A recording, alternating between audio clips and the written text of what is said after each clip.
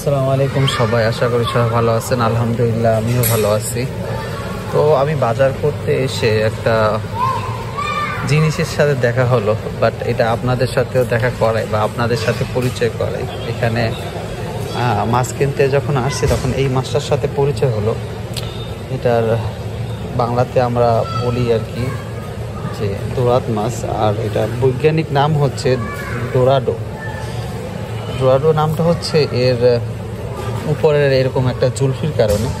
আর এই মাছটা খুবই উপকারী। এই মাছটায় আপনার খুব প্রোটিন এবং ফ্যাট কম, 0% ফ্যাট। দেন এই মাছটায় ভিটামিন 12 এবং ভিটামিন 6, পটাশিয়াম, নিয়াসিয়াম এবং ক্যালমোনিয়ামের মতন গুণ রয়েছে।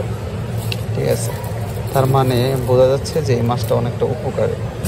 আর আপনি যদি মাছটার সাইজটা দেখুন তাহলে এটা হচ্ছে ছোটো সাইজের মাছ, বাট এই মাছগুলো অনেক বড় হয়ে থাকে।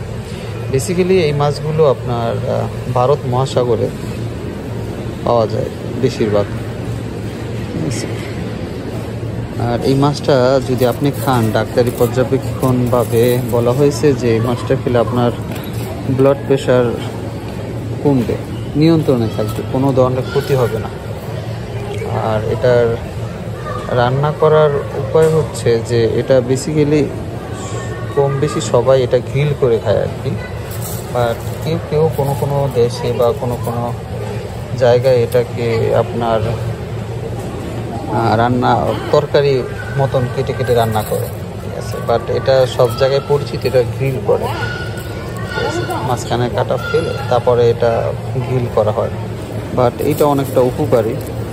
এটা আপনারা দেখছেন এর আগেও হয়তো। বাট এই মাছটা অনেকটা সুন্দর, দেখুন উপরের জুলপিটা দেখছেন, অনেকটা সুন্দর একটা মাছ। আর আল্লাহ তাআলার সৃষ্টি অবশ্যই সুন্দর।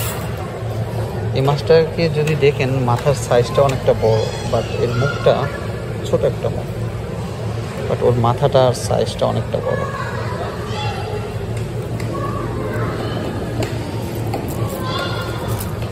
সমুদ্রে প্রায় 18,000-এর উপরে মাছের জাত রয়েছে, বাট এটা তাদের থেকে সব থেকে ভিন্ন একটা জাত। আর এই মাছের সিমিলারই একটা মাছ আছে যেটা হচ্ছে আপনার মলে বলে, আর বৈজ্ঞানিক নাম মিনা। বাট এই মাছটা ওই মাছটার থেকে বেশি উপকার। এই মাছটাকে দেখে থাকবেন যারা কক্সবাজার গেছেন, সমুদ্র সৈকতে গেছেন বাংলাদেশের, তারা হয়তো যখন সি ফুড মার্কেটে গেছেন তখন এই মাছটাকে আপনারা দেখতে থাকবেন। আর এটা খুব রেয়ার বাংলাদেশে দামও অনেক, বাট এই মাছটা অনেকটা উপকারী। আই থিঙ্ক এই ভিডিওটা আপনাদের ভালো লাগছে, তো লাইক, শেয়ার, সাবস্ক্রাইব করে পাশে থাকুন। সো বিদায় নিচ্ছি, আল্লাহ হাফেজ, আসসালামু আলাইকুম।